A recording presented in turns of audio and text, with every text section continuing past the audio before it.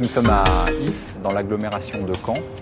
Et donc vous êtes ici à Tiamo, qui est une résidence pour personnes lourdement handicapées et personnes valides, qui compte 14 appartements, 8 réservés à des personnes lourdement handicapées et 6 à des personnes valides. Ce sont des appartements de 55 mètres carrés, de 2 pièces.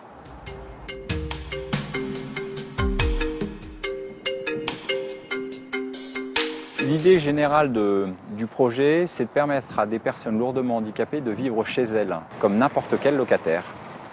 Aujourd'hui, pour des personnes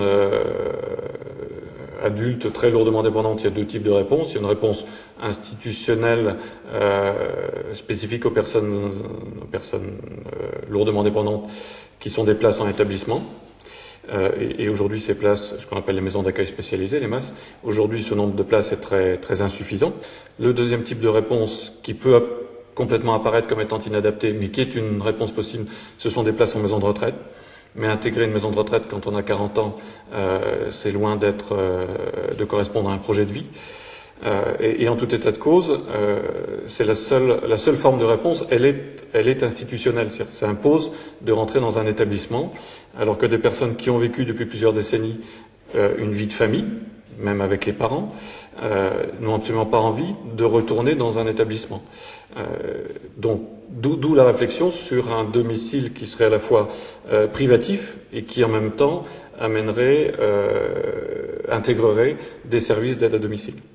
Oh il est handicapé moteur. Ouais. Il est handicapé à 100%.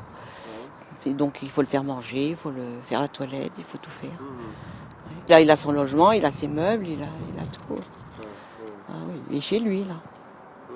Il y a un foyer, il est avec les autres. Pas pareil. La réflexion a porté sur trois aspects. D'abord, une dimension évidemment architecturale, immobilière. Il était évident qu'il fallait concevoir des logements permettant une circulation aisée des personnes dites à mobilité réduite, donc des fauteuils roulants. Chacun a son entrée. D'abord, l'entrée officielle des appartements, c'est bien l'extérieur. Et chacun a sa terrasse et son jardin. La chose principale qui était à voir, c'est que tous les logements devaient être de plein pied pour permettre la circulation des logements de l'intérieur vers l'extérieur et inversement. Donc c'est pour ça que les cheminements sont prévus pour que les fauteuils roulants n'aient aucun obstacle pour y arriver. La disposition des pièces est faite de telle manière que la circulation puisse se faire de façon aisée. Et puis il a fallu les rassembler, donc les mettre, même s'ils sont des domiciles privatifs avec chacun une entrée à l'extérieur, il fallait tout de même que le service d'auxiliaire de vie puisse fonctionner de par l'intérieur, en fait, que les personnes qui sont ici présentes 24 heures sur 24 puissent rentrer, aller et venir d'un appartement à l'autre sans pour autant sortir du périmètre. Au niveau de la conception, on a fait appel à un architecte, mais également une personne qui travaille dans l'aide à domicile, puis une personne handicapée qui était elle-même concernée puisqu'elle désirait sortir de son logement où elle était avant. On est parti de la personne handicapée, de ses besoins, de la façon dont elle voulait vivre, et ensuite on a composé donc une pièce, les voisins, d'autres personnes handicapées, comment le service d'auxiliaire de vie 24 heures sur 24 peut faire pour se rendre utile de manière efficace, sécurisée, etc. Donc on est parti de la personne et on a construit le projet autour d'elle.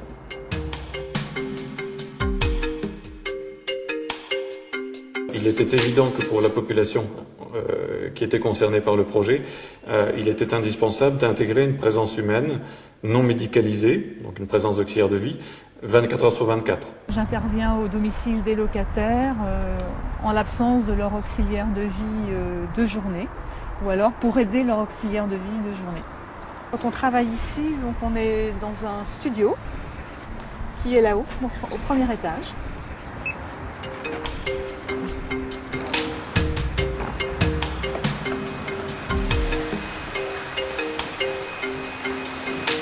Je vous présente Olivier. C'est Olivier qui peint. Oui, les tableaux aussi. C'est Olivier.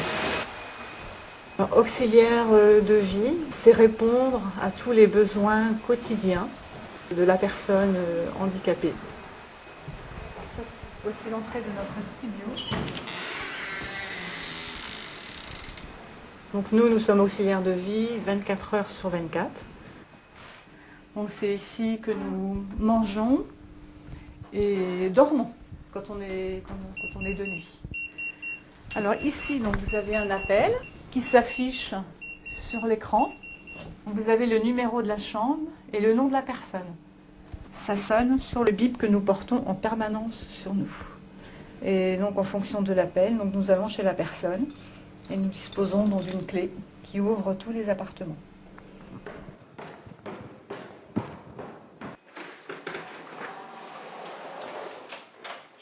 Bonjour.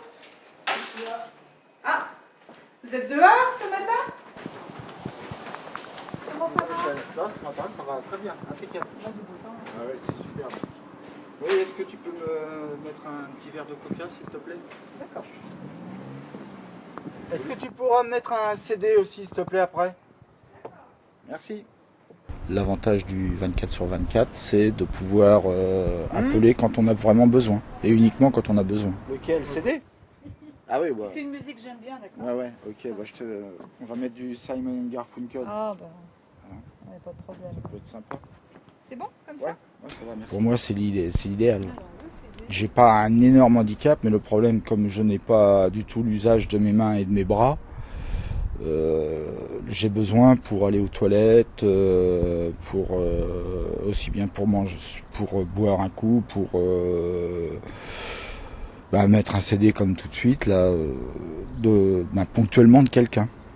Et si j'avais été dans un appartement normal, j'aurais pas pu. Il aurait fallu que j'attende que mes auxiliaires de vie soient là.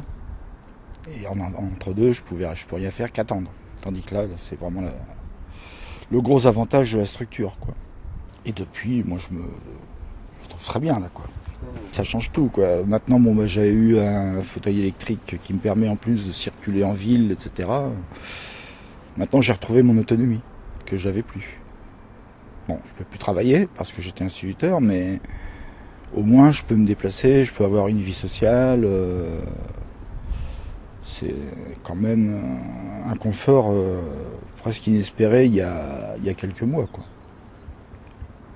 Le fait de savoir qu'ils peuvent toujours compter sur quelqu'un, même la nuit, ça leur apporte une certaine sécurité, une certaine sérénité. Une anecdote, par exemple, il y avait un locataire qui était tout seul la nuit. Et par exemple, s'il avait des mal à la tête, il était obligé d'appeler les pompiers pour qu'on lui donne une aspirine. Le fait d'avoir des auxiliaires de vie 24 heures sur 24, c'est une sécurité, c'est encore mieux pour le moral. Alors déjà, on est plus zen, quoi, on est moins stressé. Moi, j'avais pris, à une époque, j'ai dû prendre des médicaments parce que j'avais fait une déprime parce que j'étais tout seul, que je voyais pas de monde dans la journée. J'étais enfermé chez moi et puis alors que maintenant, j'ai laissé tomber les médicaments, quoi. Ouais. Voilà. Là, tout est accessible autant à l'intérieur qu'à l'extérieur. Et on est à 2 minutes, à 5 minutes du terminal du TVR, on est très bien. Ouais. D'ici, d'un domicile privatif, une personne à mobilité réduite peut se déplacer et accéder, pour ceux qui le peuvent, à des moyens de transport en commun adaptés. L'autre aspect consiste aussi à faire venir de la vie ici, globalement, dans les logements, autour des logements, c'est permettre aux locataires d'accéder à une vie sociale la plus complète, la plus ordinaire possible. Bonjour Thomas. Encore un call sérieux. C'est le synthétiseur. Thomas a préparé une phrase sur son synthétiseur vocal. Je suis resté 10 ans au CHU, on se croit en sécurité, mais c'est faux, c'est à Tiamo la vraie sécurité. Il a sur son ordinateur un suivi de rétine qui lui sert de souris. Et ensuite, son contacteur qu'il a sur la paupière lui permet de valider en fait ses choix, de cliquer comme une souris. Et au niveau sécurité, au niveau sécurisation, en fait, Thomas a un respirateur. Et quand cet appareil détecte une anomalie, ou alors si Thomas lui-même décide de bloquer sa respiration, cette machine le détecte et envoie le signal directement sur l'appel auxiliaire de vie. Et l'auxiliaire de vie présente 24 heures sur 24 descend immédiatement. Donc l'histoire, c'est l'histoire d'une maladie évolutive, donc qui l'a conduit au bout de 12 ans à peu près, donc dans cette situation-là, avec des possibilités de vie à domicile difficiles parce que il y a une sécurité à apporter. Donc, et très très peu de choses proposées à l'extérieur, si ce n'est des services de long séjour qui n'accueillent pas forcément des personnes sous assistance respiratoire. Donc la question était où aller, quoi. Puisque bon, l'hôpital c'est bien, mais ça peut avoir aussi une fin. Donc le fait de venir ici, eh bien ça a tout remis un petit peu dans le bon sens. Et puis bon, il était chez lui, on peut venir quand on veut. On n'est pas obligé de rester complètement ici, on peut aller faire des courses. Quand les filles viennent, enfin les filles de Thomas viennent, si on a envie d'aller faire un tour quelque part, je les prends, on va faire un tour, on revient, on raconte ce qu'on a fait et puis et elles dorment ici, oui. C'est une vie de famille, quoi. Vie de famille, bon. Pas complètement normale, mais en tout cas au plus près de ce qu'on peut vivre. On a des relations de voisins, de voisinage, quoi. On a un avantage, c'est d'avoir une pièce commune quand même en plus, qui nous permet le soir de se retrouver pour regarder la télévision ensemble ou un film ou choses comme ça. Et puis maintenant qu'il fait beau en extérieur, on peut papoter avec les voisins, etc. Là, on a les personnes du bâtiment en face. On a commencé à avoir des relations avec eux, ça se passe bien. Là, demain, on a la fête des voisins qui va avoir lieu sur la terrasse en bout. Normalement, on doit être à peu près une 60aine de personnes. Donc on va pouvoir un petit peu faire connaissance avec les voisins aux alentours. Et ça permet de faire connaître un petit peu aussi notre environnement aux gens, aux voisins. La question de la mixité pour nous est fondamentale dans la réussite de ce projet, puisqu'il y a à la fois des personnes lourdement handicapées et des personnes valides. On ne voulait surtout pas arriver à concevoir une résidence réservée aux personnes lourdement handicapées. Vous voyez, ce qui était important, c'est de ne pas stigmatiser le handicap. Donc on est vraiment dans la vie la plus ordinaire, la plus classique possible.